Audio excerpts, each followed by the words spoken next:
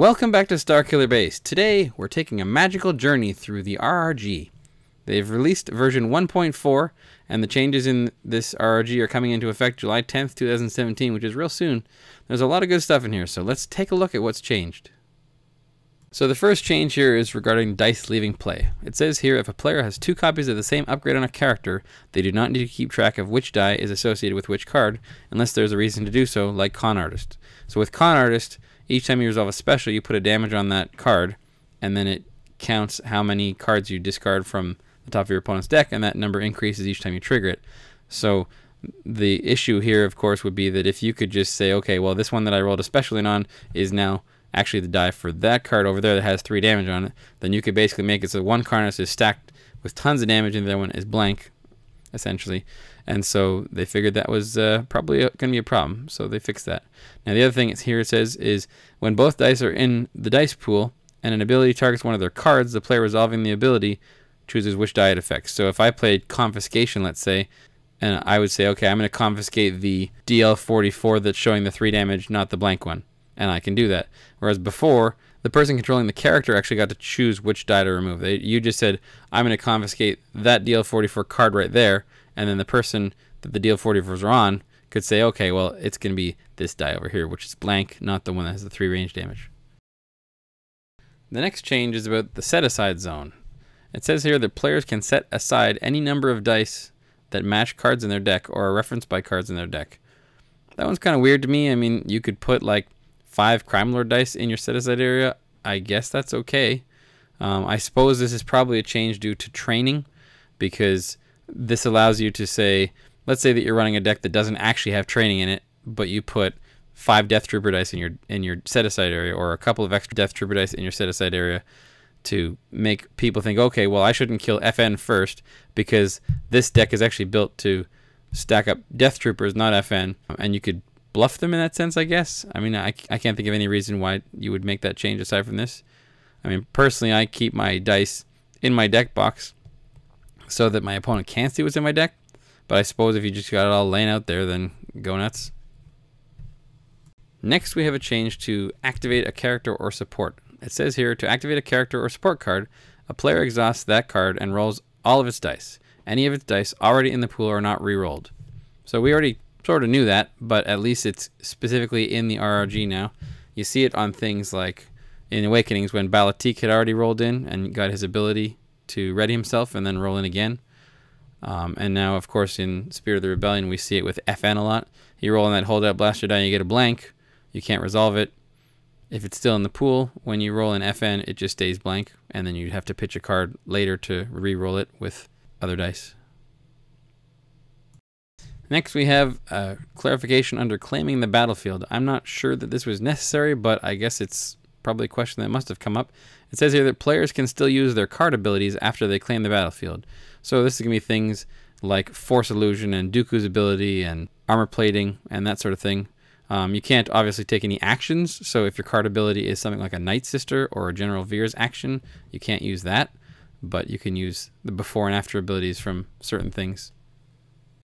So this clarification is rather interesting. This is about shields here. It says shields block damage before it is taken. Shields must be used to block damage if possible. Other effects that block damage do so at the same time and can be used before or after shields, the same as any other simultaneous abilities. So let's take a look at an example on TTS here.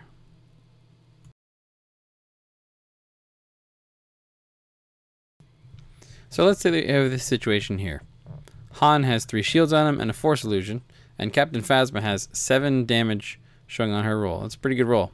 So let's say that she goes to resolve 7 damage into Han, like so. Han has 2 choices now, because the shields and the Force Illusion trigger at the same time. What he could do is he could discard the Force Illusion and pull 7 cards off the top of his deck, and then leave the shields on, maybe use a riposte to kill Phasma afterwards, or he can remove the 3 shields, allow them to go first, and then use Force Illusion to take only 4 damage. Why does this matter? Well, like I just showed you with riposte there, but also with Force Illusion, you can only use it to block damage if you have enough cards left in your deck. So let's say that Han only has 4 cards left in his deck here. He doesn't have the option of using Force Illusion to block more than 4 damage because he can't. So in this case, the shields actually let him use the Force Illusion even though he didn't have enough cards left. So this one has been a hot topic of debate on the Facebook group and forums.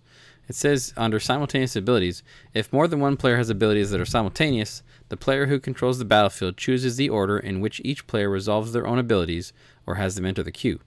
Now, there were people that thought that the person who controls the battlefield got to say, okay, you can do your fast hands, and now I'll do this then, and then you can do that, and then you can do that, and I'm going to do this one. But that's not actually the case. The way that it works is, if I have the battlefield, I say, okay, you can do all of your triggers in the order of your choice, and then I will do all of my triggers in the order of my choice, or vice versa. So let's see how this affects things in an example on TTS. So let's take a look at an example here. So let's say that Han just rolled in here. He's got fast hands on him. He rolled a 3 range for 1. He's got a resource over here. So Han controls the battlefield. So he can say, okay, Django, hold on a second here. I'm going to resolve all of my abilities first. He can pay his 1. He can do 3 to Django and kill him and win the game or something like that, right? But let's say that Django controlled the battlefield and Han rolled in. The Django player can say, okay, Han, hang on a second here. I'm going to use my triggers first. I'm going to roll in Django. And let's say that he hits the resource side. He can then go, okay, I'm going to use Salvage Stand and get rid of your resource. And now, there you go, Han. It's your turn for your triggers. And Han says, I can't resolve this 3 range for 1 because I don't have any money anymore. So now you see the order of these triggers is actually very important. This next change comes under the definition of the term move. It says, when an upgrade moves to a new character, its die returns to the matching card. This is similar to what we saw in the definition for redeploy. There was a lot of discussion, particularly for the battlefield cargo hold, which allows you to move an upgrade from one character to another character when you claim it. The question was, if I rolled in 3 damage on a die from an upgrade and you claimed and moved that upgrade to another character, would the die still stay in the pool? People were ruling that yes, it did, because there was nothing about move that said that it was supposed to return to the matching card, and now it does actually say that, so it looks like some people might have been playing it wrong. Now this is actually pretty fantastic in a sense. If you're playing Palpatine and you have cargo hold as your battlefield, now you can use that as die control. You claim the battlefield and you move your opponent's upgrade to a character that already rolled in. It removes the 3 range damage on their upgrade, and then they can't even use it for the turn, so it's pretty huge. This is definitely going to be the most talked about change in the RRG. We have some erratas now. So ammo belt has been changed, where it now says before a weapon upgrade on attached character would be discarded by a card effect, you may discard this upgrade instead. This change was made so that people can't recur second chance and ammo belt over and over again. So it'll still work with things like infantry grenades and thermal detonators to keep them in place so that you can use them twice before having to discard them. Unfortunately, it won't prevent things like Imperial Inspection because the card is not being discarded, it's being returned to your hand. Same with Confiscation. So it will stop disarm, but not those other two. Arguably, the biggest change here is with fast hands. It's actually a pretty subtle change. It basically just is yellow character only, whereas before it was not. Now, this definitely affects Pomaz and Vader Raider the biggest. Will Pomaz still be a competitive deck despite this change? I think it might, but I mean, it's going to be very hard to action cheat those Po dice in without a hit and run, because you just roll the Po dice in, you got no fast hands, all you can do is leave them sitting there, and your opponent's got an action to mitigate some of them before Maz rolls in and does some things. Now, you'll still be able to fix one of the dice with Maz, and then maybe claim the Emperor's Throne Room and throw 2 specials at me, but it's actually a lot harder this way. When I was playing my store championship that I went with Pomaz, I actually found that the games that I didn't see fast hands until turn 3 or 4 were actually a lot harder to win than the ones where I would start with a fast hands in my starting hand. So there's some Awakenings clarifications here as well. This one, actually, the one with the Force is the most interesting to me. It says, when this card becomes a support, move its die to the support card. My understanding, and I think everyone else's before, was that if you rolled the character in and they died, the die actually stayed in the pool, and then you could resolve it and then put it back on the support and then roll it in again and use it twice in that turn. But now it actually seems to indicate that the die, when the character dies, the die goes onto the support immediately, which is actually a pretty big hit for one with the Force. Next we have Qui-Gon Jinn here. It just clarifies that when he has 3 shields, because it's a before ability, you can still use his ability to remove one of the shields and hit your opponent for a damage before gaining the new shield. I think everybody already knew that, but I guess it's nice to have it on the RRG just in case. And then next we have Surgical Strike. I don't think that I've seen anybody play this card, but it's interesting. It says you cannot remove 0 dice to discard a support. If no dice are removed, then there's no value to reference. So if you want to get rid of your opponent's Imperial Inspection, which costs 0, you have to get rid of at least a die showing 1 damage. And that's kind of reasonable. So there's also some Spirit of the Rebellion clarifications. This first one is kind of strange. It says here, for Asajj Ventress, you force your opponent to discard an additional card with her ability, not choose a different card entirely. So I didn't really see the problem with this one until I read her card. And it says on her card ability that you may force them to choose and discard another card from their hand. So I guess some people must have been thinking that it's like, okay, I'm going to discard this, take cover because it's a crappy card. And then Asajj goes, nope, you can't discard that one. You have to choose a different card to discard instead. So I guess that's a useful clarification, but obviously you're making it so that your opponent has to discard a second card. Next we have the Carbon Freezing Chamber. It says here that you can choose a character die that is not in the dice pool. That's good. I mean, there was some questions around prize possession, because prize possession removes a die. But if you look at the definition of remove a die, it says that a die cannot be removed unless it's in the pool. So with prize possession, you couldn't play it out and steal a Vader die until Vader had activated himself in. So I guess people were wondering about Carbon Freezing Chamber as well, and FFG's gone ahead and clarified that. So then we also have Cargo Hold, which we were just talking about previously. It says here that moving upgrades ignores play restrictions. So it's just clarifying that if you put fast hands on a yellow character, you can claim Cargo Hold and move it to a red character, even though fast hand says yellow character only now. So I think we all knew that one, but it's good to be in the rules. So there's further SOR clarifications here. The first one is Force Illusion, which we discussed when we talked about shields. It says you can choose whether Force Illusion or shields block the damage first. Nice and versatile, good change, I like it. Under My Ally is the Force, it says you can turn a die showing a focus to another one of its sides.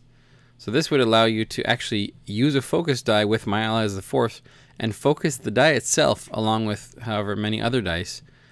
And that allows you to keep it in the pool, which it does because of My Ally as the Force, and then resolve it. Now this is kind of an interesting one because before, in version 1.3 of the RRG, focus actually says turns a number of other dice in the player's dice pool to the size of their choice. But now in version 1.4, it says turns a number of dice in the player's pool to the size of their choice. They didn't actually mark this as a change, which is kind of interesting, I guess because they marked the changes with red text, and the thing is, the text was taken away, not added. But I mean, that's a big deal. That changes the definition of focus entirely. So let's take an example here for My Ally as the Force. So let's say that Obi-Wan rolled in here. He got a +2 melee, a 2 focus, and a 1 melee. So now, because focus doesn't have to be other dice, you can then play My Ally as the Force, spend your 2, and then you go, okay, I'm going to resolve focus. I'm going to set this one to 3, set this one to 3, and now because you have ambush, you go bye-bye First Order Trooper, splat. And lastly here we have training. It says the die from training is also that character's die. If training ever leaves play, the controller of the character chooses which of his dice is set aside. So if you ended up with Imperial Inspection, returning it to your hand or something like that, say you roll in a Death Trooper, get the 2 range damage and a blank. If Imperial Inspection sends training back to your hand or Cargo Bay moves it off your character, you can say, okay, the Death Trooper die for the character is the 2 range damage and the blank one gets removed. Next up, there's a couple of FAQs. So this one says, I play a Z6 Riot Control Baton on FN 2199 and roll it into my pool. I roll a blank and then I re-roll it. Can I still resolve it with his ability? The answer is no, you're not able to resolve it after re-rolling. While resolving FN 2199's ability, the after ability on the Z6 is added to the queue, but FN 2199's ability must fully resolve before anything waiting in the queue can. If you choose to resolve the baton die, its after ability would do nothing since the die is no longer in your pool. You can either resolve it or re-roll it, but not both. There was a little bit of discussion about that when it first came out, but I think it's pretty straightforward. This next one, however, is not. If I use Obi-Wan Kenobi's ability to play a Noble Sacrifice from my discard pile before he's defeated, what happens? Can I play a second copy of Noble Sacrifice and then another card off the second Noble Sacrifice? It's a good question. It says here you can play a second copy of Noble Sacrifice, however, only one Noble Sacrifice has an effect. Before Obi-Wan Kenobi is defeated, you can trigger his ability to play Noble Sacrifice. Okay. Then, before he's defeated from that Noble Sacrifice, you can play another copy of it since before effects interrupt the game. Repeat this to then play any other blue card you want from your discard pile or hand. So you're basically triggering Obi-Wan's ability 3 times, I guess. Then the second Noble Sacrifice resolves and Obi-Wan is defeated, and you can choose and exhaust a character. However, the next Noble Sacrifice that resolves does nothing, since you can no longer defeat Obi-Wan because he's already defeated from playing the Noble Sacrifice the first time. I guess that makes sense. So there's no real reason to ever play 2 Noble Sacrifices. They're saying that you can, and it doesn't do anything, so just don't bother.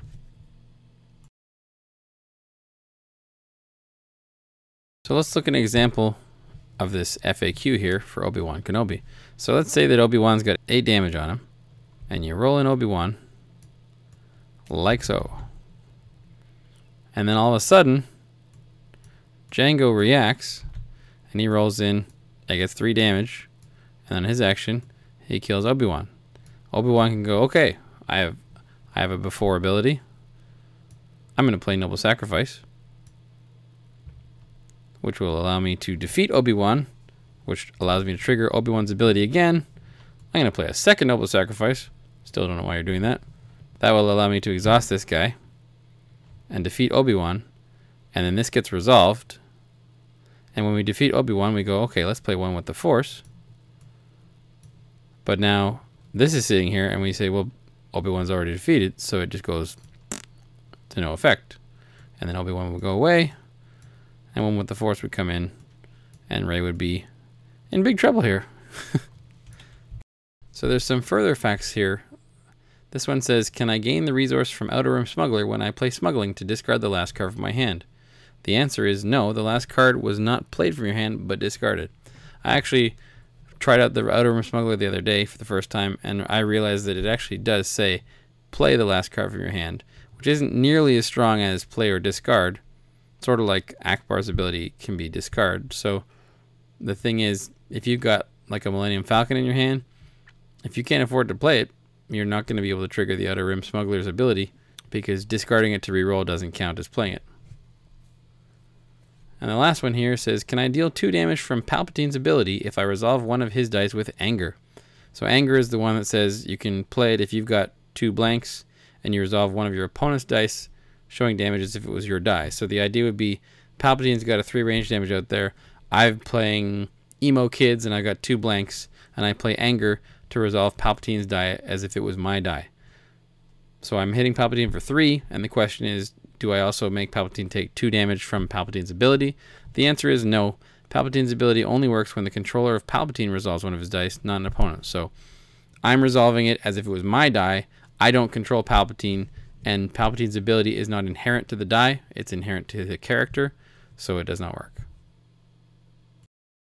So that's it for the changes to the RRG in version 1.4. I hope you enjoyed the video. If you've got any comments, do drop them below and I can answer your questions or whatnot. If you like the video, please do like and subscribe, and we'll see you next time on Starkiller Base.